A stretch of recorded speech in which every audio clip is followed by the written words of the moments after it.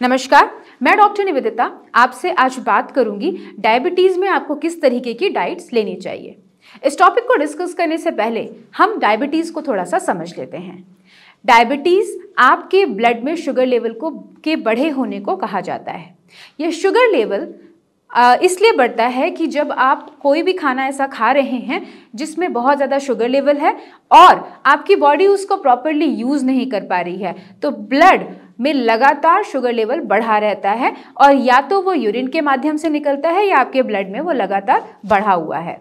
ये समझना पड़ेगा कि आपको अगर डायबिटीज़ में शुगर लेवल को कंट्रोल करना है तो ऑलरेडी आपके ब्लड में शुगर लेवल बढ़ा हुआ है, तो जो खाना आप खा रहे हैं उसे अगर आप मॉडरेट करें, कंट्रोल करें, तो आप काफ़ी हद तक अपने शुगर को कंट्रोल कर पाएंगे। सबसे पहले ये जानना पड़ेगा कि हमें शुगर मिलती कहाँ से है। तो आपके खाने में ही खाने का एक पार्ट है कार्बोहाइड्रेट, और ये कार्बोहाइड्रेट जब ब्रेक होता है तो वो ग्लूकोज में कन्वर्ट होता है। ये ग्लूकोज हमारे सेल्स यूज़ करते हैं और एनर्जी में कन्वर्ट करते हैं उसे, और हम अपनी डेली एक्टिविटीज़ जो भी कर रहे हैं उसके लिए जो एनर्जी मिलती है इस ग्लूकोज के ब्रेकडाउन से ही मिलती है। ये एनर्जी हमें नहीं मिलेगी अगर ग्लूकोज सेल्स के अंदर जाके ब्रेक ना हो। इस ग्लूकोज को सेल्स के अंदर जाने के लिए की रिक्वायरमेंट है, यानी कि इंसुलिन की रिक्वायरमेंट। अगर ये इंसुलिन या तो कम बन रहा है या फिर इंसुलिन रेजिस्टेंस आपकी बॉडी में डेवलप हो गया है, तो ये सेल्स के दरवाजे नहीं खुलेंगे और ये ग्लूकोज सेल्स के अंदर नहीं जा पाएगा।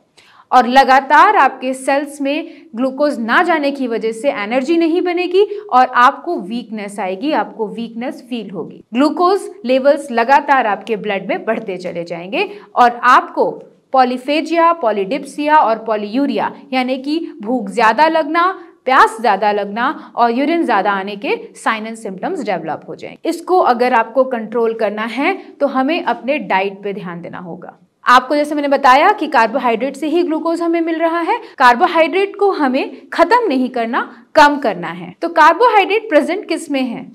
चावल में, आटे में, आलू में, शकरकंद में।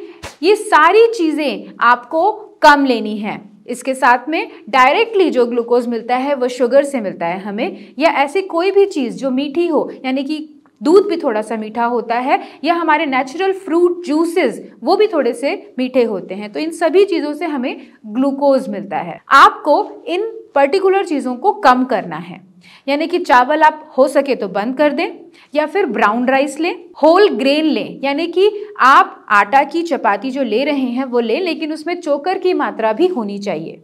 हो सके तो मल्टीग्रेन चपातीज लें। मल्टीग्रेन यानी कि आप उसमें थोड़ा सा उसमें बाजरा भी हो, थोड़ा सा गेहूं भी हो, थोड़ा सा जौ हो, उसके अंदर मिलेट्स भी अगर हो प्रॉपरली, तो आपको हेल्प करेगी ये ग्लूकोज लेवल को कम करने में। इसका रीज़न ये है कि आपके जो ग्लूकोज है वो बेसिकली कार्बोहाइड्रेट से तो निकल रहा है, लेकिन कार्बोहाइड्रेट के भी 3 पार्ट्स होते हैं, मतलब कॉम्प्लेक्स कार्बोहाइड्रेट और सिंपल कार्बोहाइड्रेट।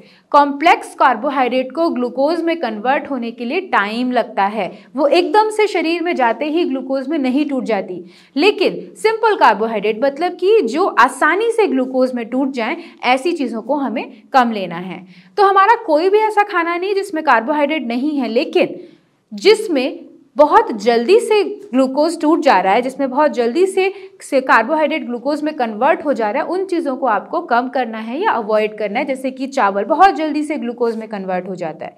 अगर आप आटे की बात करें तो चोकर के साथ अगर वो है तो उसे ग्लूकोज में कन्वर्ट होने में टाइम लगेगा। तो आपको कॉम्प्लेक्स कार्बोहाइड्रेट लेना है, सिंपल कार्बोहाइड्रेट नहीं लेना है। इसके साथ में जब हम बात करते हैं प्रोटीन की, तो प्रोटीन्स आपको प्रॉपरली सभी तरीके के प्रोटीन्स लेने हैं, क्योंकि प्रोटीन आपके शरीर में एक सटाइटी फीलिंग देता है, मतलब आपको ऐसा नहीं लगता कि आपको भूख लगी है, बहुत देर तक आप बिना खाना खाए रह पाते हैं। डायबिटीज में सबसे इंपॉर्टेंट सिम्टम है पॉलीफेजिया, भूख का बार बार लगना।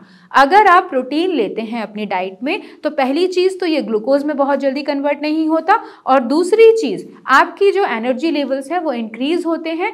तीसरी चीज आपको जो बार बार भूख लग रही है वो आपको नहीं लगती। आपको नट्स एंड फ्रूट्स भी इनकॉर्पोरेट करने चाहिए। नट्स मतलब कि अखरोट, बादाम, ये प्रोटीन के तो रिच सोर्स हैं ही।